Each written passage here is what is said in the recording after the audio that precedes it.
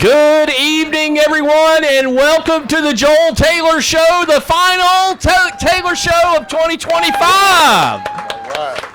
And, Coach, the diehards are here tonight because it is super cold out here on the porch at Jefferson. So we want to say thanks to all of y'all for being here tonight and celebrating a victory last Saturday over North Alabama, Coach, as the Wolves get a 24-17 victory on the road and a really good showing from your football team on Saturday night.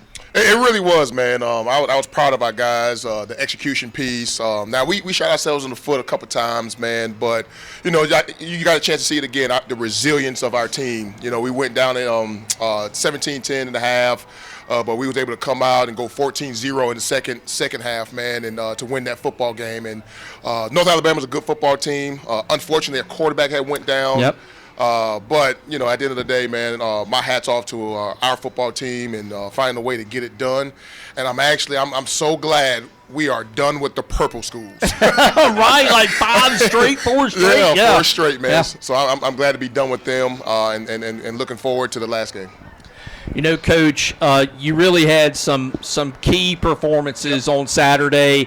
Latrell Morrell, for starters, he finished the game with 16 carries, 128 yards, had a really nice long touchdown run, 55-yard touchdown run. I really felt like he ignited your run game on Saturday along with Davin Widener. Yeah, he definitely did, man. You know, we had went down. I think the score was 14-3 at that time. And we lined up in a double tight end set. I don't think they've seen it before. If they did, you know, whatever. But they aligned to a certain way. And, you know, Davin actually made the right check, man. It was an awesome check. And our offensive line was able to, you know, block those guys up. And Latrell found that crease. And when he finds a crease now, he can go. But Latrell wasn't the only one. I think you talked about Davin. I think it was Davin's best statistical game of the year. Yeah, he threw for 274 and a couple of touchdowns. And I think he had like 50 yards rushing. Yep. You know, so he had a really good game. You know, we felt really good with the game plan, especially, you know, going through the bye week, having 2 weeks to kind of, you know, execute that. I thought Davin made some really good decisions, you know, all game, threw the ball. Guys made plays on the ball. You're getting ready to see Bryce Dickerson. He's won. I think he had he had 81 yards, if I'm not mistaken, and a touchdown. And I actually told Bryce, I said, Bryce, man, I think you're going to have a really good game this game. And he's like, Coach, I think so. He said, I think so too. Yeah. So, and he did, man. So he was able to knock that out. And then we also had guys like Owen Dupree had a touchdown catch. Jordan Dees make some really big catches for us on the offensive side of the ball. He had the really big catch in the fourth quarter to kind of seal the deal, man. And I'll be honest, you throw it anywhere around Jordan, man, he's going to catch it, man. And he's such a competitor. And then defensively, you know, I thought we had some standout guys there. I thought Michael Thurman kind of moved around really good. I think he had 6 tackles. He actually had to play the game. I don't know if y'all know, he had to play the game, you know, when he sacked that quarterback, right? And the quarterback, unfortunately, you know, broke his foot, you know, unfortunately, you know, but that was to play the game. You know? Anytime you lose your quarterback, that's tough, and I think that hampered them a little bit. You know, by the end of the day, I thought, you know, if we didn't give up those 2 deep balls, you know, I thought we handled them, you know, pretty good. And those 2 deep balls, 113 yards, and they had 260 total. That's right. So if you do the math, you just want to read my card. It's all on there. You're leaving me no room for questions. Hey, man, you know, I'm sorry, man. No, you're just doing your job, Coach. No doubt, man. But like I said, you know, I think some other guys did really good. Carson Yancey. Yep. Man, he was a guy, man, had his first start, man, and Carson I think he had a sack, forced fumble. Like, he was kicking butt all over the field, man. So he had a really good game, and I think you got a chance to see David Hogue show up again. Yep. Jalen Burton had an interception. Yep. Man, that was a huge interception at the end of the half, because we actually went 3 and out on offense, man, and we gave them the ball back, and Jalen was able to intercept that ball, give it back to our offense, and I think the ball might have been on the 5-yard line, and we come roaring all the way down to get to the 33. Unfortunately, you know, we missed a field goal by half a yard, man, but it was good to see the offense move the ball, and I felt good all game. The first half, we went into halftime, and I told the coaches, I said, hey, man, at the end of the day, we're able to move the ball. I feel good about what we're doing, right? But we can't, give up those stupid, plays, right? We had 2 deep balls. We had 2 penalties, and we can't do that, right? We can't have those sins, right? That's those right. self-inflicted negatives. So, we went to the team, and I think they knew that. I think they felt that way as well. And then we came out that second half, man, and we popped it in, real quick to tie the game, and then eventually, put another one in, and then we kind of shut them out on defense. So it was a really good game. I think Riley Mason had a really good game as well. Yep. We were actually facing the leading, yards per game as far as punting with the North Alabama kicker. He was averaging like 47 yards, and Riley he hit a lot of them, and he averaged 47 yards. So right. And that was big. And the one he did kick to put it on the 1 yard line. Yeah, man, that was spectacular. Man, that was bigger than the OJ case, man. Huge. I'm telling you now, that was a huge play of the game for us. It flipped the field, and we was able to keep him down there. So it was good, man, just all the way around. And Simon Zidane, he had 4 touchbacks on kickoffs, and that's big too. You want to limit those return yards in the kicking game, and he was able to do that for you as well. So, he was. All right, fans. So coming up next, as Coach Taylor mentioned before, we will have senior tight end Bryce Dickerson next on the Joel Taylor Show. All right, fans, welcome back to the Joel Taylor Show here from Jefferson's in Carrollton. Patrick Edson. And, hey, I just want to say to our fans out here on the patio tonight, thanks for being out here tonight in this cold weather. Make sure you thank your waiters and waitresses, all the wait staff. They've been really great this season. Every Tuesday night, we want to say a special thank you to Jefferson's of Carrollton for allowing us to be out here on the back porch all season long.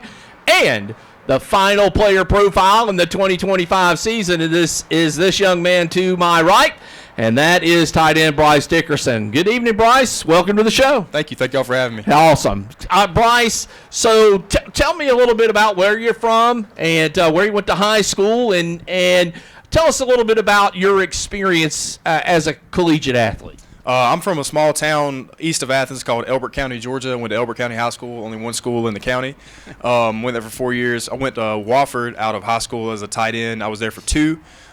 Transferred to West Georgia for the last 2 years and has had a great experience.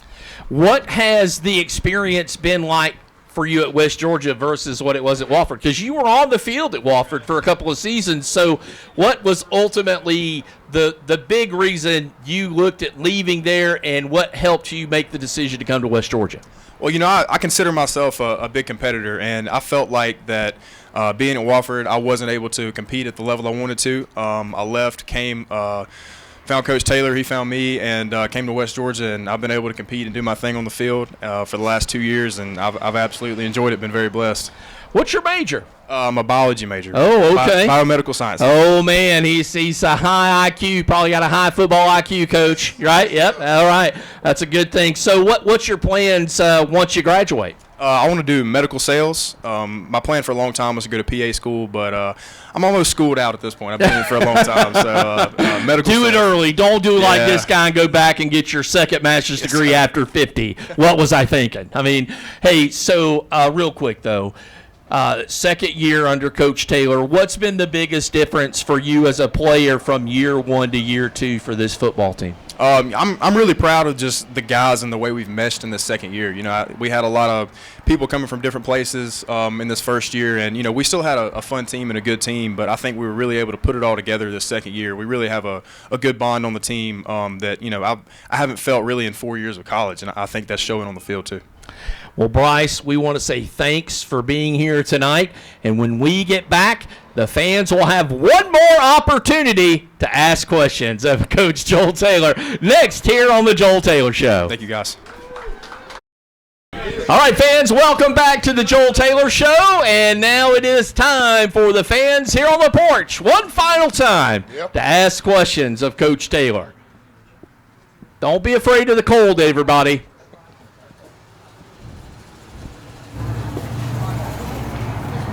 Coach, you said last year you showed the seniors huddle tapes from high school for the last week. Do you got anything new this year that you're planning? That's awesome.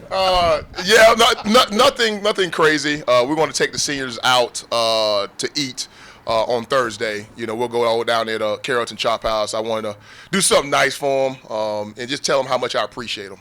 Those guys, since I first stepped in here, decided to buy in. And they bought in and have been great. And without them, we wouldn't be 8-3 right now. But I just want to let them know that I appreciate them. I love them. And I wish them well. I think they're going to do a lot of great things in this world. Getting a West Georgia degree is going to be huge for them, and just all the connections that we do have, man. So I'm just excited to, spend one last night with them, by ourselves, and just bond a little bit more. Just enjoy my time, the last little bit of time I have with them. You know me, Coach. Coach, great season, phenomenal season. What you've accomplished this year with your team, but watching the game Saturday, I was just so impressed with our kicking game and our punters and field goal kicking and our operations. If you could just talk a little bit about your emphasis on special teams, and then if you could talk about your tight ends. No doubt. Hey, we're not done yet. I know we've had a great season, but we're not done yet. But that was one of the things I've learned, my first year as a head coach, and how important the specialists are. Being a defensive coordinator, they're important. Like, that, but those guys affect the game. They affect field position, they affect points, and we really did a good job of, going into the portal. We got Tyler Simpson. We was able to get Simon Zidane. We was able to get Tommy Holden, because we wanted to make sure we found us a kicker. You know what I mean? That's going to put it through the uprights. And then we was fortunate enough that Riley Mason decided to stay with us. So, have those guys. And then, the snapper. Man, let me tell you, hey, he's huge as well. So like all those guys do a really good job. They bond, and they've won us a lot of ball games. At the end of the day. So because without them, we wouldn't be at 7 wins. Because last year, I'll be honest, we probably should have won 3 more games. If we had good specialists. And that tight end room. You want to talk about tight end room? Before I go to the tight end room, I think we do have the best special teams coordinator in America, and Brandon Taylor. I think he does a phenomenal job with his schemes, the organization, the implementation. It's awesome to watch him do all those things. And then the tight end room, that's probably one of the best rooms we have, on our football team.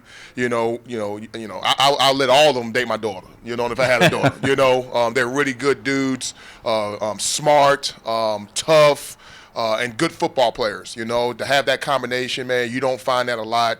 And Coach Barry Brown, we call him Downtown Barry Brown. He does a really good job with those guys.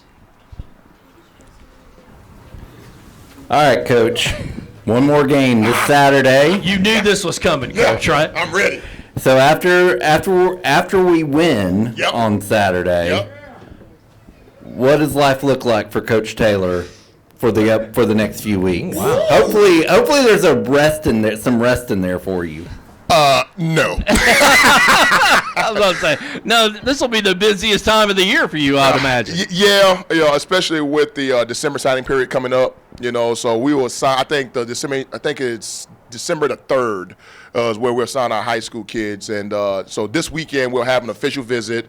So we'll have those guys come in on Saturday. They'll leave on Sunday.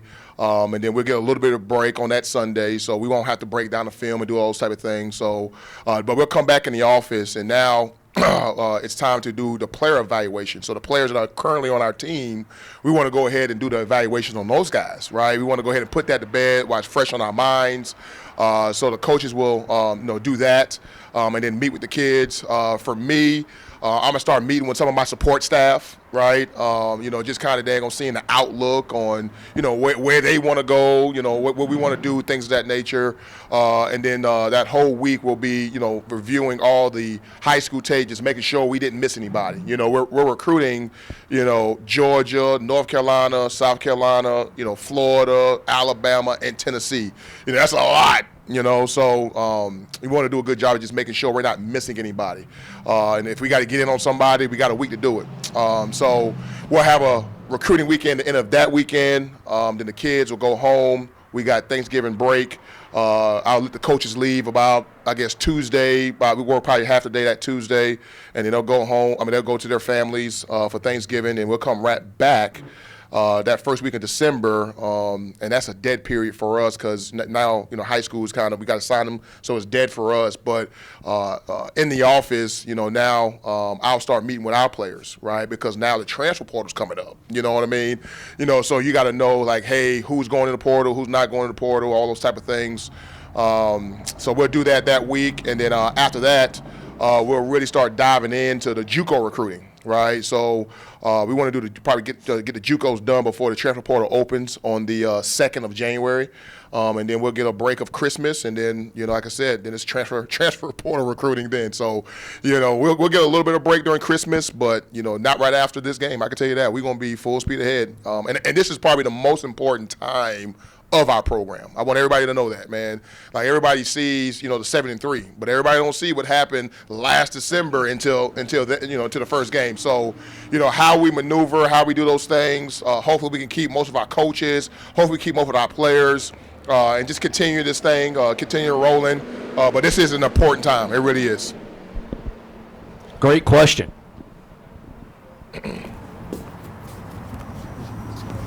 Coach, I can't believe how fast 3 months have come and gone, man. But just wanted to say we are so proud and thankful to have you here. It's been a hell of a season, Coach. Thank you. Let's finish strong. Yep. Yeah, absolutely. Definitely want to finish strong. First off, like I said, we're 7-3. We always say 8-3 sounds better. Right, but right. At the end of the day, we want to go 1-0, and that starts with our preparation, as I always say, man. But I want to send these seniors out the right way. It's going to be senior day. Hopefully have a really good crowd. It's going to be a beautiful day, but it'll be the last time you get a chance to see the 2025 Mighty Wolves. So I hope it's going to be a really big crowd, and we're really excited about this game. Playing a really good opponent, with Utah Tech. So if we finish this thing off right, man, it'll be a tremendous season for everyone. All right. One more question, or maybe a couple more. All right. Holy cow. Hello. Time to wake up. Yep. All right, kind of a two-part question. What is something that you're most proud of this season, and then also something that you would like to focus on for a major improvement for next year? Oh, man, the major improvement piece, I would like to reserve that because you want to go back and watch the film. You want to go back and really reflect on the season. Right now I don't have time to reflect on the season yet. That will happen during the Christmas break. So I want to hold on that question. But the thing I'm most proud of, is our football team resilience, the togetherness, and the buy-in. Playing here is not easy. It's not. And Bryce can tell you that, man. There's, we're gonna do things a certain way. I just believe in doing it the right way. And at the end of the day, we're gonna push them to be the best version of themselves every day, and that's hard, right? Right. Because as human beings, like that's not natural to be great every day. It's just not, and to push those guys to be great every day is really hard. And our guys, stayed in it, right, for the most part, and we're resilient all season, man. And just seeing those guys bond, and you see it out there on the field, like they don't panic. You never see any kind of finger pointing. You don't see that, man. And I am just so proud of where we came from and where we're at now, and just proud of our football team. All right. Anybody? One last question? No? Oh, there we go.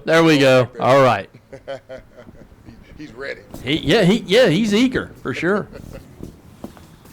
You take all your time because I'm gonna stand right on this heater. How do you rate this season? How do you think your players are? How do you think they did? That's good, man. So if we're talking about rating a 1 through 10, I would grade it as an 8. All right. At the end of the day, I think we've accomplished most of our goals. Our number one goal was to win the UAC championship. So if we would have did that, it would have been 10 out of a 10. You know what I mean? Yeah.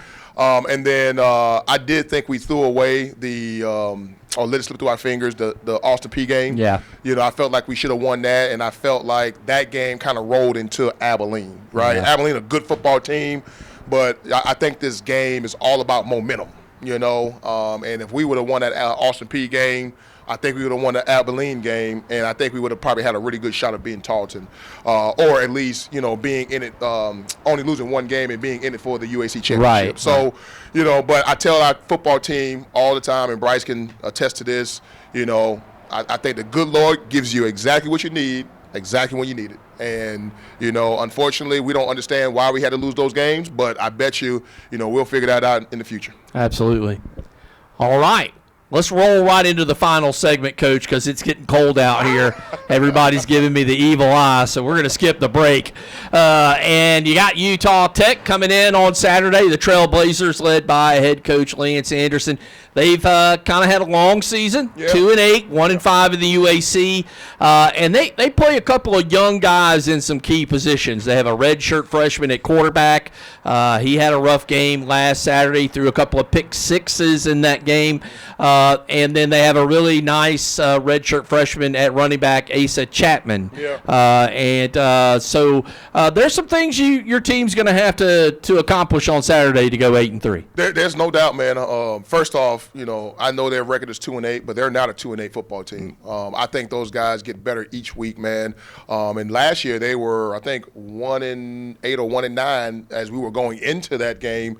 And shoot, Bo, they gave us everything we could handle. They went up by 2 scores really, really quick. And, you know, thank God Davin, you know, put that Davin magic on them again, and we was able to come back and win that football game, man. But they're a really good football team, and usually, you know, when you're starting a program, things of that nature, and you're struggling, you probably want to play the young guys, right? So you can, you know, have those guys the next year, you know.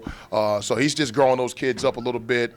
But they're a good football team offensively. I think they probably do the best job in our league, or one of the best jobs in our league. I shouldn't say the best, from a schematical standpoint. They're going to stress you in all different ways offensively. I think they got a 2-quarterback system. They are playing the redshirt freshman, but the kid we played last year, number 5, I think his last name is Goff. I think he's a heck of a football player. They got a tight end I think is really, really good. He's one of the better Eric Olson. Yep, yeah, that's man. right. Number 80, man. Like anytime you see a tight end getting jet sweeps, like yeah, man, like you know he can play a little bit. You're so, right. And I think he had Bryce getting any jet sweeps on Saturday? I tried, Bryce. I tried.